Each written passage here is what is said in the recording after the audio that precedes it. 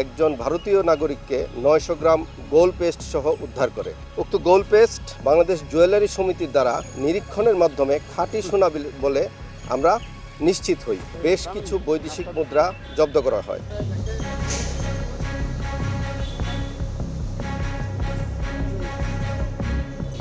যশোর ব্যাটালিয়নের একটি দল গোপন সূত্রের ভিত্তিতে খবর পেয়ে ঢাকা নড়াইল মহাসড়কের তারাগঞ্জ নামক স্থানে একটি যাত্রীবাহী বাসে তল্লাশি চালিয়ে একজন ভারতীয় নাগরিককে 900 গ্রাম গোল্ড পেস্ট সহ উদ্ধার করে। উক্ত ভারতীয় নাগরিকের কাছ থেকে গোল্ড পেস্ট ছাড়াও বেশ কিছু বৈদেশিক মুদ্রা জব্দ করা হয়। বৈদেশিক মুদ্রার মধ্যে রয়েছে সংযুক্ত আরব আমিরাতের দিরহাম, আজারবাইজানের মানাত, ভারতীয় রুপি ও বেশ কিছু বাংলাদেশি টাকা। উক্ত গোল্ড পেস্ট বাংলাদেশ জুয়েলারি সমিতির দ্বারা নিরীক্ষণের মাধ্যমে খাঁটি সোনা বলে আমরা নিশ্চিত হই। বৈদেশিক মুদ্রা ও এই স্বর্ণের বর্তমান বাজার মূল্য 1,93,42,011 টাকা। উল্লেখ্য, এই ব্যক্তি গত 2024 সন থেকে ভারত, মধ্যপ্রাচ্য, মিশর, বাংলাদেশ এবং পুনরায় ভারত এই রাস্তায় বেশ কয়েকবার গমনাগমন করেন। তিনি গত 20 এপ্রিল ভারতের মুম্বাই হতে দুবাইতে বিমানপথে গমন করেন। 21 এপ্রিল ঢাকায় চলে আসেন এবং ঢাকার পরে তিনি সড়কপথে সাতক্ষীরা হয়ে ভোমরা স্থলবন্দর দিয়ে ভারতে পুনরায় চলে যাওয়ার জন্য পরিকল্পনা করেন।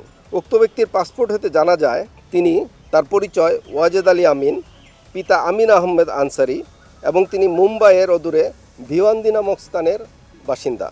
উক্ত স্বর্ণ এবং বৈদেশিক মুদ্রা বর্তমানে যশোর কোতোয়ালি থানা হয়ে যশোর ট্রেজারিতে জমাকরণের কার্যক্রম প্রক্রিয়াধীন হয়েছে।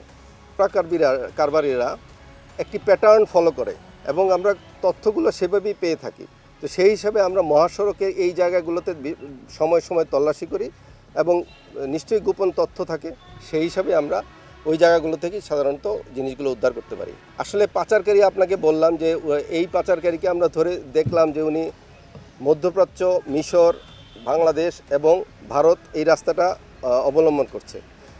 তার সাথে বিভিন্ন কথাবার্তায় জানা যায় বা জিজ্ঞাসাবাদে জানা যায় যে বাংলাদেশের কোনো ব্যক্তির সাথে তার কোনো সম্পর্ক নেই। তিনি মূলত দুবাই বা মধ্যপ্রাচ্য বেসিস লোকের সাথেই তাদের চলাফেরা বা এই চোরাকারবারির সাথে জড়িত।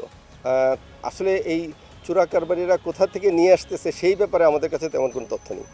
আপনারা অবশ্যই লক্ষ্য করছেন যে বর্ডার এলাকায় সেরকম চোরাকারবারি বর্তমানে দেখা যাচ্ছে না। তারা বিভিন্ন রকম স্থলবন্দরকে বেছে নিচ্ছে এই ধরনের গোল্ড বা ডায়মন্ড পাচার করার জন্যে।